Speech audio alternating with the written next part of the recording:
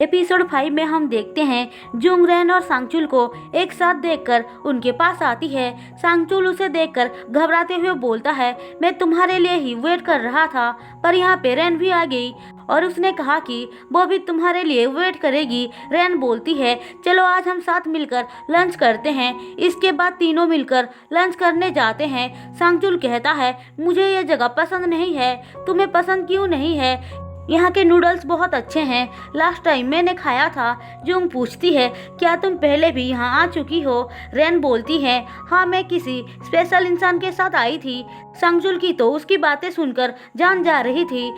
Jung के पूछने पर रेन बताती है कि वो किसी को डेट कर रही है, उसके साथ ही वो यहाँ पे लास्ट टाइम आई थी। जुंग वो सुनकर खुश हो जाती है और पूछती है, वो कैसा है?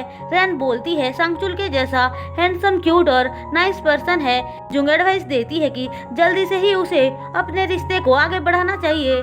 जुंग बेचारी को तो पता ही नहीं था कि रेन उसके ही पति पर डोरे डाल रही है। अब सीन यहाँ पे शिफ्ट होकर हमें वांग और हेई को दिखाया जाता है। हेई उससे अब भी नाराज थी, जिसे वांग मनाने का ट्राई कर रहा था। तभी उनके पास रेन की मॉम खाना लेकर आती हैं।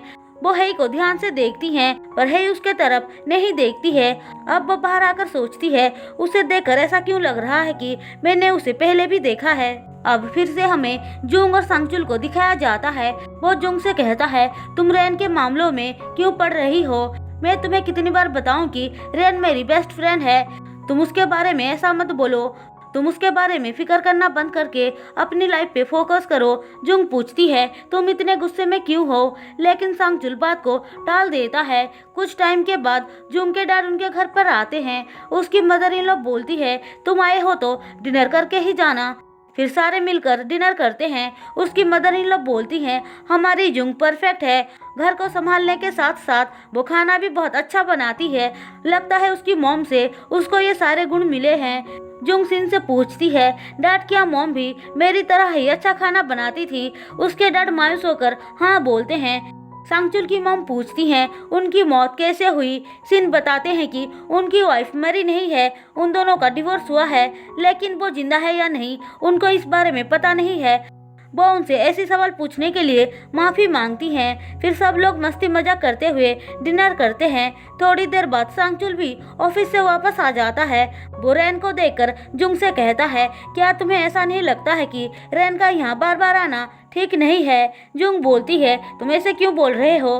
क्योंकि मैं तुम्हारे साथ टाइम स्पेंड करना चाहता हूँ। वो दोनों बात कर ही रहे थे कि रेन आकर बताती है, सिन जा रहे हैं। जुंग उनको बाय बोलने के लिए चली जाती है। रेन सांगचुल से कहती है, मुझे भी घर जाना चाहिए, क्या तुम मुझे घर छोड़ने साथ चलोगे? सांगचुल हाँ बोलता है और उसे छोड़ने आता है। चलते चलते रेन अचानक से रुक जाती है और रोने लगती है। सांगचुल पूछता है, तुम रो क्यों रही हो? रेन बोलती है, तुम अभी मेरे पास हो, फिर भी मैं तुम्हें मिस कर रही हूँ। क्या तुम्हें समझ में आ रहा है ये कैसी फीलिंग्स है? सांगचुल उसे कुछ बोलने ही जा रहा था कि वो बीच में ही बोलने लग जाती है, मुझे पता है कि हम दोनों कभी एक नहीं हो सकते हैं और जुंग के लिए भी मुझे गिल्टी फील हो रहा है, पर मैं क्या करूं? मैं तुमसे बहुत टाइम से प्यार करती हूं, पर तुम्हें बता नहीं पाई। उसकी ऐसी बातें सुनकर वो पिघल जाता है। उसके बाद दोनों एक दूसरे के बहुत करीब आ जाते हैं। दूसरी तरफ बेचारी जुंग बहुत परेशान हो रही थी, क्योंकि रेन और सांगचुल दोनों ही फोन रिसीव नहीं कर रहे थे। उसकी मदर इन लॉ बोलती हैं, तुम्हें उन दोनों को ऐसे अकेले जाने नहीं देना चाहिए था। जुंग बोलती है, मॉम वो मेरी बेस्ट फ्रेंड है और सांगचुल तो आपका बेटा है, आपको तो उसके बारे में बहुत अच्छे से पता है ना। वो कहती हैं, मुझे पता है, पर तुम्हें किसी पर भी ऐसे आंख बंद करके यकीन नहीं करना चाहिए। एक लड़का और लड़की को इतना करीब आने नहीं देना चाहिए। मैं तो तुम्हारी भलाई के लिए बोल रही हूँ। अब सीन यहाँ पे शिफ्ट होकर हमें फिर से रेन को दिखाया जाता है।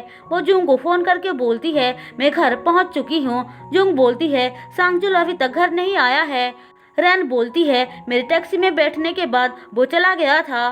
जुंग कहती है, शायद वो कहीं घूम रहा होगा।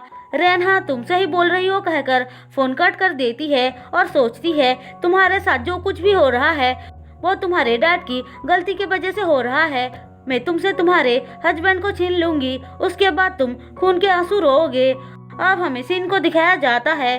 वो सैड होकर सोच रहे होते हैं। मुझे पता है कि जुंग अपनी मॉम से मिलना चाहती है, पर मेरे वजह से मना कर रही है। मैं उन दोनों को कैसे भी करके मिलवाऊंगा।